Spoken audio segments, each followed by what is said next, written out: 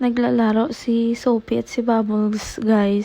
Tingnan nyo kung sino yung sa ilalim ng papag, si Sophia. Kinukulit niya si Bubbles para maglaro sa kanya, pero busy yung isa kakalinis sa sarili niya. Si Fluffy talaga walang pakialam sa kanilang dalawa. Hindi naglalaro yan si Fluffy. Siguro kasi matanda na siya. Antok na antok yan si Fluffy lagi, hindi naglalaro. Kahit na maglaro naman siya, mga 1 minute lang siguro. Yung dalawa, si Sophie at si Bubbles, hyper. Andun na naman siya sa box niya. PLBC ko na talaga to siya guys sa inyo eh.